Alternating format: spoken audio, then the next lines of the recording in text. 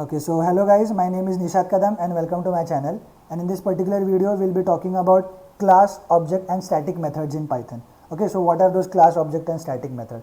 So first of all, here I have created a class known as student.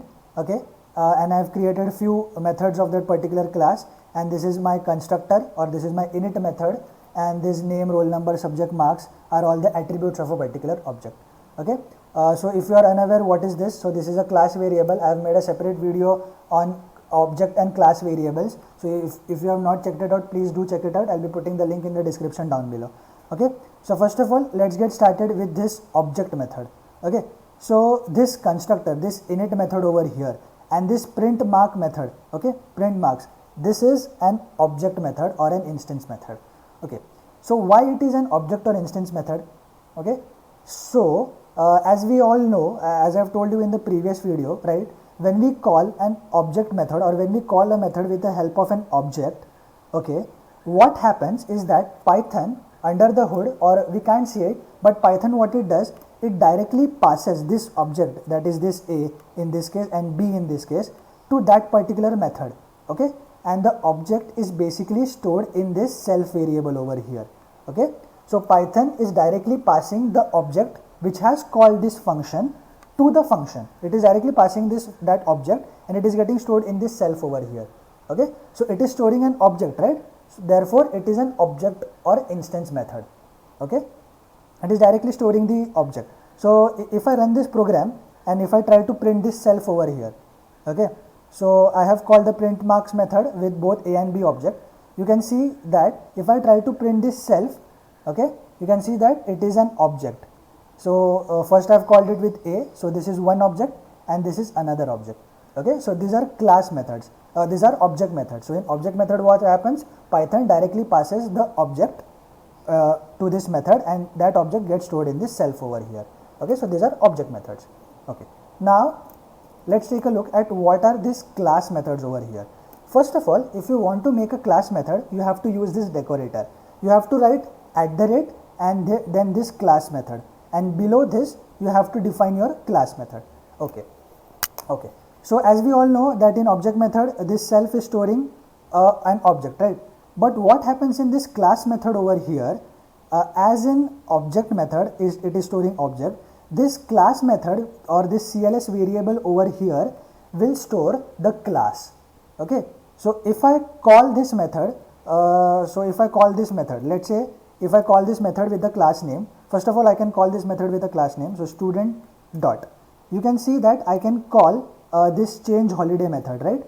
So if I call this, let me delete this, and if I call this and if I run this program, you can see what will happen is that Python what it does under the hood, or we can't see it, but what Python does, it directly passes the class, it directly passes the student class to this change holiday method. It is passing the student class to this change holiday method, and that class is getting stored in this CLS variable over here. Okay, as this self name was not compulsory, this self and this CLS is just a name. Okay, it's just a variable name. So you can use anything, you can use JK or you can use name of your choice, but general convention is CLS because CLS represents class and it is storing class. So we'll be going with the general convention. So it is storing this class, this student class over here. Okay, it is storing this student class. Wait a minute, this student class. Okay, so this is equivalent to this student dot holidays. So student dot holidays.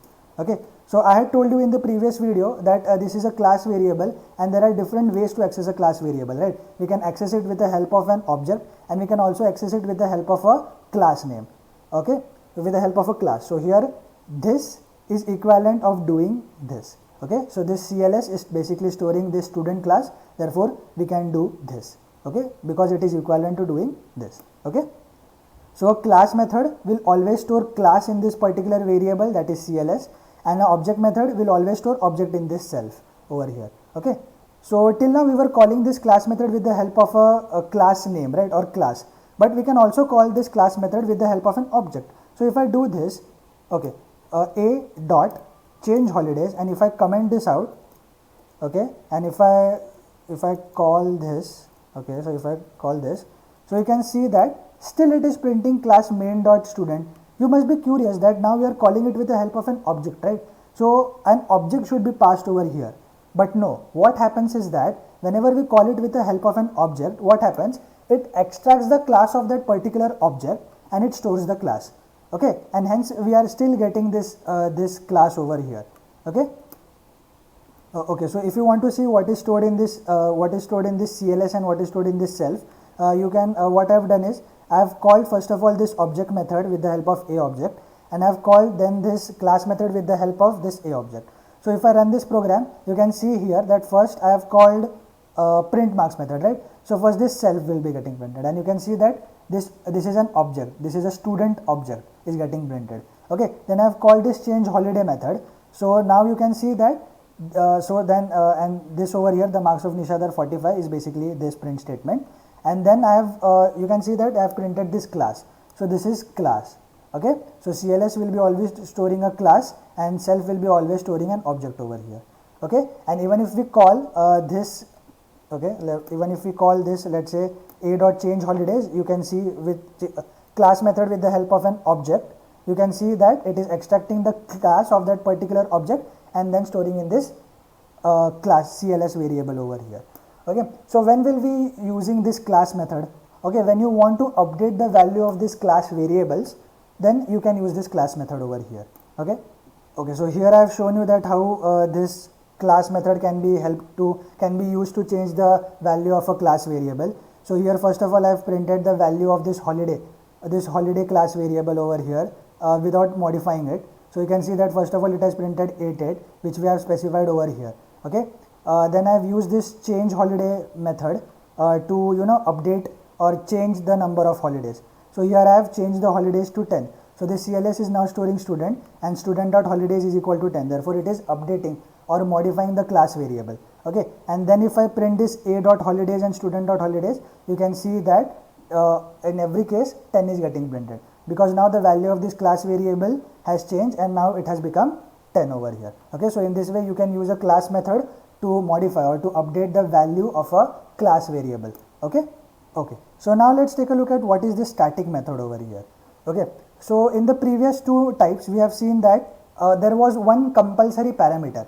This CLS and this self was compulsory parameter. Okay, so this CLS and self was compulsory, right? So if I try to call this print marks method and I don't specify this self parameter over here, and if I try to run this program, you can see that we will be getting an error. Print marks takes 0 positional argument but 1 was given, because Python indirectly or directly transfers or directly passes the object to this particular method. So this self parameter becomes very compulsory over here. If I save it and now if I run my program, you can see that it will be running without any error. So in these two methods, this one parameter was compulsory.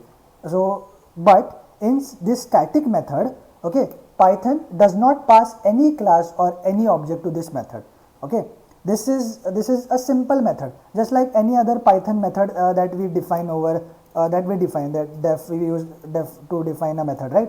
It is like any other Python method. It takes few inputs and it just calculates the output, or it just gives you an output. Okay, it does not take any class or it does not take any object.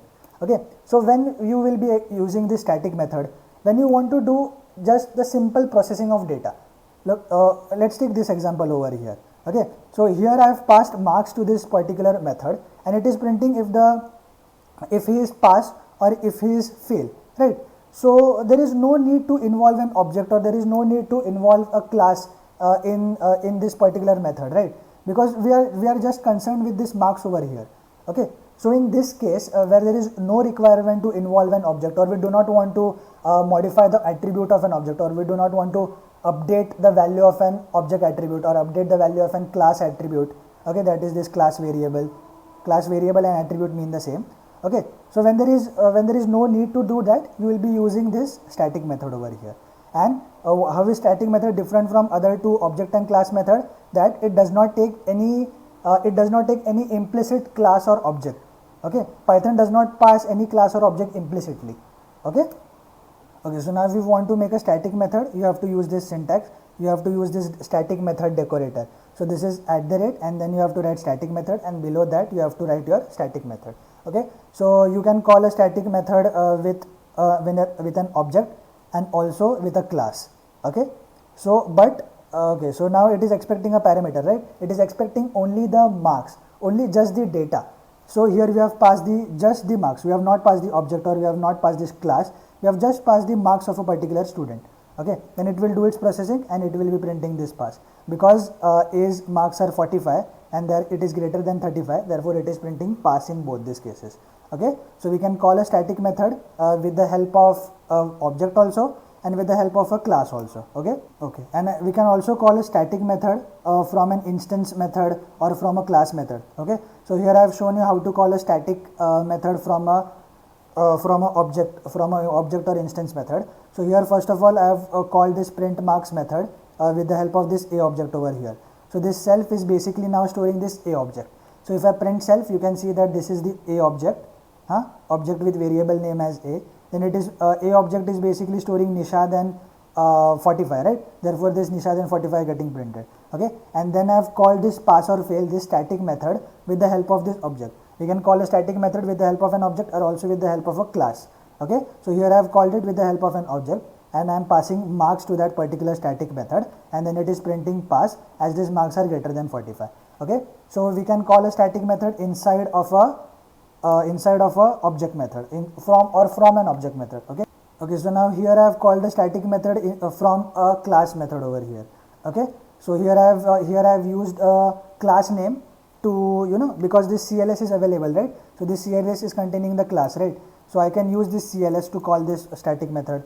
So I can do this. Okay, and you can see that it is 67, right? So this is the output of this program. It is 67. 67 is greater than 35. Therefore it is printing pass over here. Okay, and I also wanted to show you that we can also call this class method from inside of this object method. We can do this self dot, because this self is an object, right? And we can use an object to call a class method. I have shown you that. Okay, you can see that I can access this change holiday method. What will happen then? In this class, what is stored? The class of this self. And what is this self? This self is A. Therefore the class of A will be stored over here. And what is the class of A? Student. Therefore in this case, self dot change holiday. So if I do this self dot change holiday, so what will be getting stored in this CLS? This student class will be getting stored. Okay, so that's it for this video, guys. I hope you have understood what are class, object and static methods in Python. So if you are liking my video, please hit a like, please subscribe to my channel, and if you are unaware of what is class and object in Python, please do watch my video on classes and objects in Python. Okay, so that's it for this video, guys. Thank you so much for watching.